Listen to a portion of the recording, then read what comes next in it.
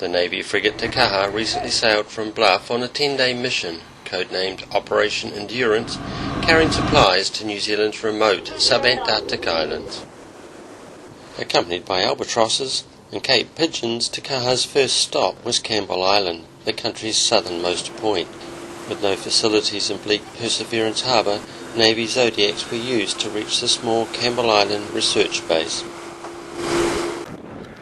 Campbell's tussock-covered interior is an unlikely tourist attraction, which is why the Navy got busy quickly. Te Kaha's Sea Sprite helicopter found Campbell's conditions demanding, particularly with dozens of albatross wanting to check out the new bird.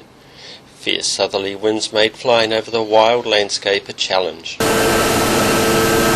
Its main job was delivering wooden boardwalk high into Campbell's hills so that tourists could walk to the nesting southern royal albatross without damaging the fragile peat landscape. An existing boardwalk is already in place from Perseverance Harbour to a big albatross colony in the hills overlooking the harbour. The Navy delivered another 750 metres of boardwalk, which will be used to extend the walk right across the island to the daunting cliffs of the west coast of Campbell Island. The Southern Royals, who seem unconcerned at the helicopter noise, are related to the Northern Royals who nest at Tyrrell Head near Dunedin.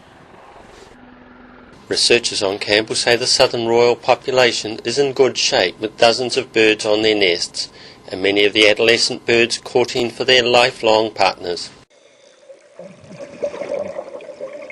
In the waters of Perseverance Harbour, Navy divers checking for invasive seaweed had friendly encounters with the New Zealand or Hector's sea lion, which proliferate in the area. Te Kaha struggled to get out of Perseverance Harbour. She dragged her anchor along its muddy floor, and in the howling winds it took time to lift it.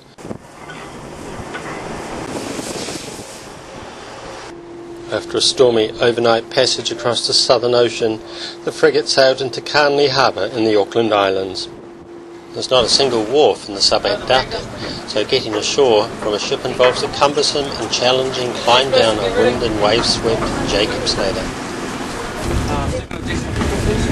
So just leave your bags there. It was always a challenging effort, hanging onto two ropes while trying to make contact with the ladder itself, and leaping into the Zodiac safely when you're at the bottom. Everything's covered in salt. Once in the Zodiac, it's a rough and speedy trip across the large and empty Canley Harbour, infamous for its deadly winds which sweep in over the mountainous range around the harbour. If it wasn't for the biting cold, the Auckland Islands could look tropical, especially when the rata trees are in flower.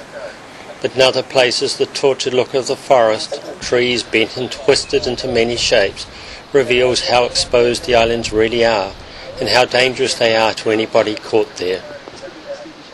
At the northern end of the Auckland Islands is the jewel in the crown of sub-Antarctic islands, Enderby. Port Ross, off Enderby's aptly named Sandy Bay, was last anchor for Te Kaha. A decade ago, the island was in trouble, overrun with cattle and rabbits which had wiped out much of its indigenous flora and fauna, and made life difficult for the island's rich diversity of bird life. Albatross and penguins live on much of the islands, surrounded by strange-looking mega-herbs and forests. While much of its ironclad coast is dramatic and exposed, it has a white sandy beach where sea lions settle in summer. This year their numbers are down. No one knows for certain why. Squid fishing kills some, while regular epidemics of disease kill many more.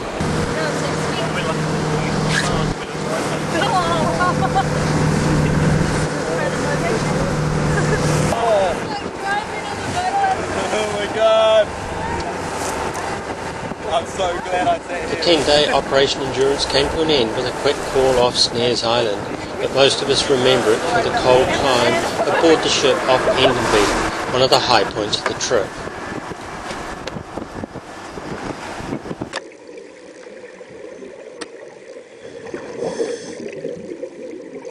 For FX Media, I'm Michael Field.